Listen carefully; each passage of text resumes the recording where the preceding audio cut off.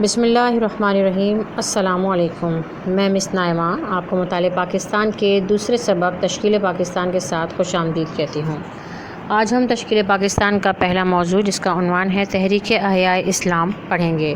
تحریک احیاء اسلام سے کیا مراد ہے؟ احیا سے مراد حیات یا زندگی ہے۔ احیاء اسلام سے مراد اسلام کو دوبارہ سے زندہ کرنا ہے۔ اب ہم اس کا بیک گراؤنڈ دیکھتے ہیں۔ مسلمانوں نے 1000 سال سے بھی زیادہ حکمرانی کی، لیکن پھر آہستہ آہستہ وہ اسلام کے سنہرے اصولوں سے انحراف یعنی منحرف ہونا شروع ہو گئے۔ منحرف یعنی پھر جانا، ڈائیورٹ ہو جانا کسی چیز سے۔ تو جب وہ اسلام سے منحرف ہونا شروع ہو گئے تو ان کا زوال شروع ہو گیا۔ جب مسلمانوں کا زوال شروع ہوا تو بر صغیر کے بہت سے علماء اور دینی شخصیات نے اس چیز کا جائزہ لیا اور کچھ تحریکوں کا آغاز کیا، اور یہ تحریکیں ہی تحریک احیاء اسلام کہلاتی ہیں۔ ان تحریکوں میں بہت سے لوگ شامل تھے، جن میں خاص جو ہیں وہ شاہ ولی اللہ، سید احمد شہید بریلوی، حاجی شریعت اللہ اور مجدد الف ثانی۔ یہ 4 لوگ بہت اہم ہیں۔ آپ سوچ رہے ہوں گے کہ اس میں سر سید احمد خان کا نام کیوں نہیں لیا گیا، کیونکہ سر سید احمد خان کی تحریک بھی ہماری بک میں موجود ہے، لیکن وہ میں آپ کو اس کی ریزن بعد میں بتاؤں گی کہ ان کا نام میں نے اس میں کیوں نہیں لیا۔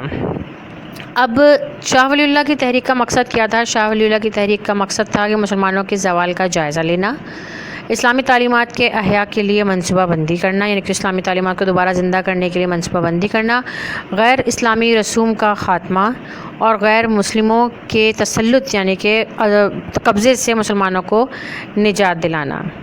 اس کے بعد دوسرے نمبر پر آ جاتے ہیں سید احمد شہید بریلوی۔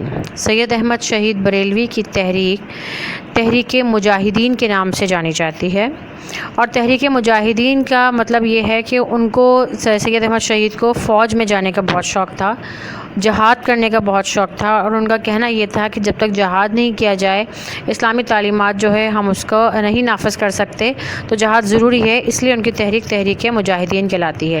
اب ہم دیکھتے ہیں کہ سید احمد شہید کی تحریک کے مقاصد کیا تھے۔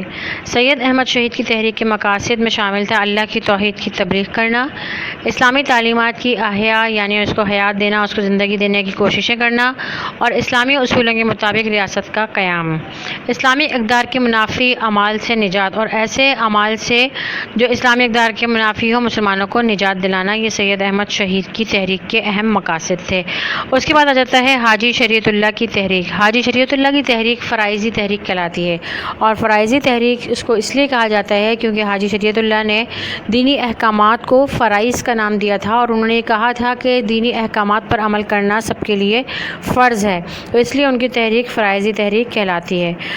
اب دیکھتے ہیں کہ فرائضی تحریک کے کیا مقاصد ہیں۔ فرائضی تحریک کے مقاصد میں شامل ہے اسلامی اصولوں کے نفاذ پر زور، یعنی اسلامی اصولوں کا نافذ کرنا، اسلامی احکامات پر استحکام، یعنی جو اسلامی احکامات ہیں اس پر جمے رہنا، استحکام یعنی اس کو مستحکم کرنا، غیر اسلامی رسوم و رواج سے نجات دلانا، اور اسلامی اصولوں کے مطابق صراط مستقیم پر لانے کی کوشش کرنا۔ اب ہم دیکھتے ہیں سر سید احمد خان کی تحریک، علی گڑھ تحریک کے کیا مقاصد تھے۔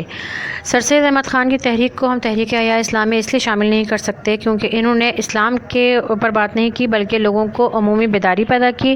انہوں نے انگریزوں کے ساتھ خیر سگالی کے تعلقات قائم کرنے کی کوشش کی، اور انہوں نے جدید تعلیم کی ترغیب دی، یعنی پچھلی تینوں جو تھیں وہ اسلام کی احیاء کے متعلق تھیں، یہ جدید تعلیم، اردو زبان کی فروغ، سائنسی علوم اور اس کے متعلق تھی۔ اس لیے سر سید احمد خان کی تحریک ان تینوں تحریکوں سے بالکل ڈیفرنٹ تحریک ہے۔